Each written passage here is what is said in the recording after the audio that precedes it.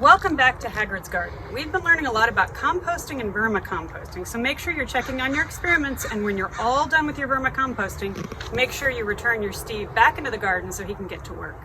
Today we're going to talk about seed germination. It is, after all, the whole reason we've been composting is so that we can grow good things in our soil. Why would you want to go through the effort to grow your own vegetables when you can get them from the grocery store? Well, there's a lot of reasons. Number one, it's super convenient. If you're in the middle of making dinner and you forgot something, you can just go out to the garden and pick it, and you have it right there. Also, it's really great because you can control how your vegetables are grown. The grocery store food has a lot of chemicals and other stuff in it, and you really don't know what happened between the farm it was grown on and your table. So here we can control exactly what's happening with our vegetables. We know that they're picked, that they aren't using any chemicals, and we can pick, most importantly, the varieties that we like so that we can get them on our table for dinner. What do you need to get started with your own vegetable garden? Well, I think sometimes people don't get started because it's overwhelming to think about. I don't have a farm. I don't have a large piece of property that I can grow hundreds of thousands of lettuce on. Well, that's all right because our family doesn't actually eat hundreds of thousands of lettuce, even though I'd like my kids to eat more. What you really need is a small area of any kind.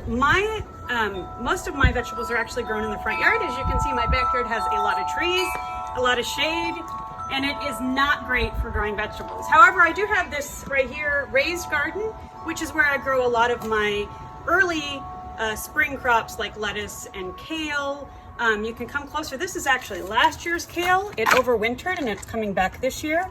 I have some fresh spinach that I actually started inside in February. It's growing nicely. Some lettuce. This is all just in a raised bed. It doesn't have to be anything super fancy, but it's a place that I can keep it. We have dogs. We keep the dogs out of the garden that way.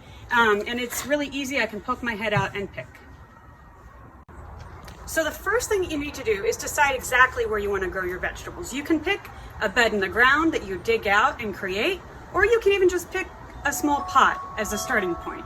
You want to make sure that wherever you put your garden, you have access to water, and then it's somewhere that it will get some sun, because you want to make sure that once you plant the plants that they're going to be happy there. When you're starting your seeds, there's a complicated way to do it, a simple way to do it, and I honestly do it both ways, so I'm going to talk about both of them. You can start your seeds indoors. Why would you do this? Well, it allows you to have a longer growing season. So I actually started the lettuce that you saw outside, and the kale, I started that in February here in my garage in these little trays, and I have a light. But this is kind of a complicated process. You can do the same thing and actually even use egg crates, some soil, and you cover that with plastic, and you can do it in the window of your kitchen. We just don't have a lot of windows in our house that have an open place where I can put pots, so I do it in my garage. However, this isn't something you have to do unless you really want to start your growing season early. You can plant straight outside for a lot of things. However, we live in the Pacific Northwest, and there are a lot of vegetables that don't start outside well, like tomatoes and peppers. So I always start tomatoes and peppers inside. But things like lettuce and kale can easily be started outside. We're going to talk about that in just a minute. Before you start planting, you want to make sure you know what zone you're in. We're in the Pacific Northwest. My area is considered to be zone 8B. What does that mean? What does it matter? We need to know when our last frost date is, because from there is when we decide when to plant. I provided a list of the basic plants and when you would plant them. If you're going to plant outside, you need to know exactly when that last frost date is and plant the seeds at a time they're going to germinate. If you're planting inside, you sometimes want to go about 8 weeks before you intend to move the plant outside permanently before you start planting it inside. Otherwise, you're going to end up with huge plants that you can't actually put outside, and then you have to have somewhere that you can place them. So for starting seeds outside, you need some soil and you need to decide exactly what you're going to plant. So if you're going to plant in an outside flower bed, you want to dig out all the grass, the weeds, or anything else that's there and make sure that there's some really good, well-drained soil. If you don't have a great area outside to dig and plant in, you can use something really simple. I like to use deck pots because we have a deck, so then I can put this up there. The benefit of that is it keeps all the things out that I don't want to attack my plants. And you can even get these little cloth bags. These are awesome. They're not very expensive. They're reusable, and they can store really easy in the winter. So it's not a huge investment of the space in your garden. If you're just getting started planting seeds, I highly recommend that you start with something really simple outside, a plant that's easy to grow like lettuce or kale. That's what we're gonna plant today. This is a great time to plant lettuce. As you can see, I have a single packet of lettuce here. The back of your seed packet is the most important thing that you can look at when deciding when and where to plant. It has a lot of really great information about how to plant it in the soil, how deep it wants to be. And like on this plant, it wants you to leave a lot of space, and it will germinate within 1 week to 10 days. You want to start it at 55 degrees. And also it says that it takes 45 days until you can actually enjoy your salad at dinner. So that's the information we want to know from our seed packet. Again, it's really important to know that something like lettuce is something that you can actually keep planting. So I could put lettuce in today, and then in another week or 2 weeks I might want to plant more lettuce so I can have lettuce through the growing season. Something like lettuce is one of the first things you can plant in your spring garden. However, it actually doesn't like heat for the most part. So you want to actually see what kinds of lettuce you can grow throughout the season so you can have salad all the way until the fall. And then keep planting and rotating if you want to keep having lettuce. So come closer and we're going to go ahead and plant the lettuce seeds. As you can see, lettuce is really, really, really tiny. This is a head of lettuce called red sails.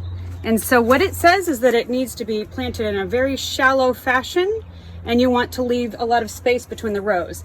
This, because it's a pot, I'm not going to use all the seeds, I'm only going to put a few in.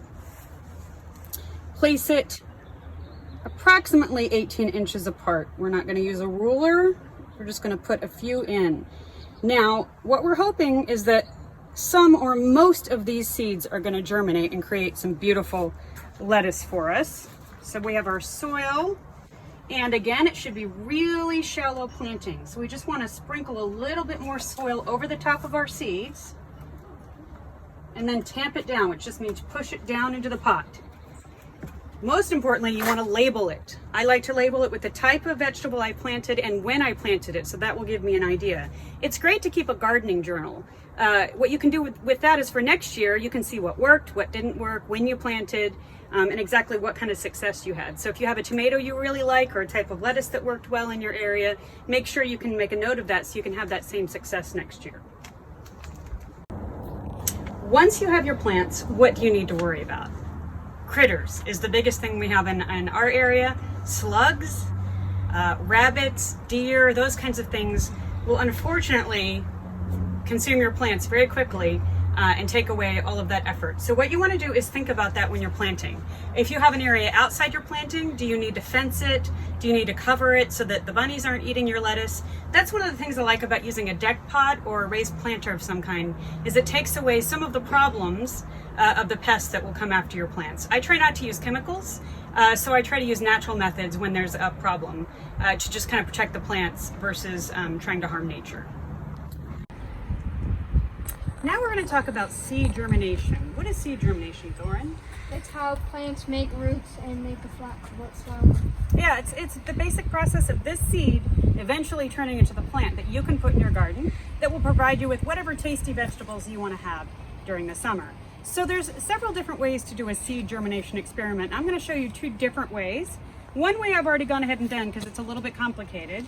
I have chosen 10 different seeds. I have some tomatoes, some pepper, peas, a bean, spinach, squash. What we did was we put a wet paper towel in the bag. We put the seeds. We're going to wet it a little bit more, completely close the bag. We are going to see the different process that each one of these seeds goes through in the process of creating its plant. We're going to note how quickly it starts to make a root and see what these seeds look like. Do you think it'll be the same, Thorn, or do you think each seed will provide something that's a little bit different? They'll start rooting at the bottom. They're going to start rooting. Do you think each seed is going to look exactly the same? No. Why not? Some of the roots will be facing different directions and at different times. That's right. They will germinate at different times. Do you think the leaves are going to look the same? No. No? Because all plants look different. All plants look different. Some plants in the same family might have similar leaves. So the squash and the zucchini are kind of part of the same family. You might notice some similarities between them, but they will actually have different leaves. A good gardener can look in the garden and tell you it's a tomato plant. They may not be able to tell you exactly the variety if they didn't label it, but they would be able to tell a tomato leaf versus a spinach leaf or some kind of squash leaf. The simpler version of this experiment is what we're going to do right now, Thorn. We are going to do a seed germination experiment where we find the percentage of seeds that germinate. What do you think that means?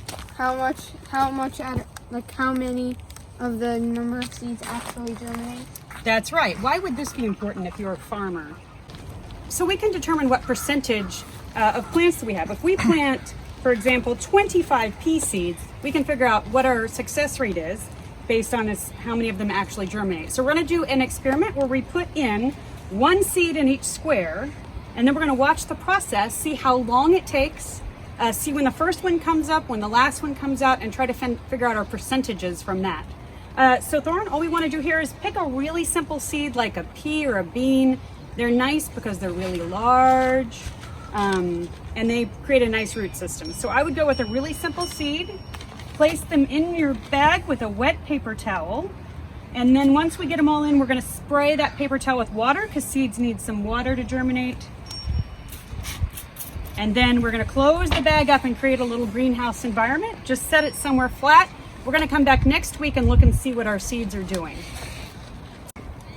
Next up, we're going to talk about a salsa garden. Now that we've done a basic planting of a simple plant like lettuce, we're going to talk about planting a salsa garden, which involves a couple of different vegetables. So if you would like to help plant a salsa garden for your yard, make sure that you have some seeds for some tomatoes, some peppers, maybe an onion start. We're going to talk about everything you need to know for planting your own salsa garden.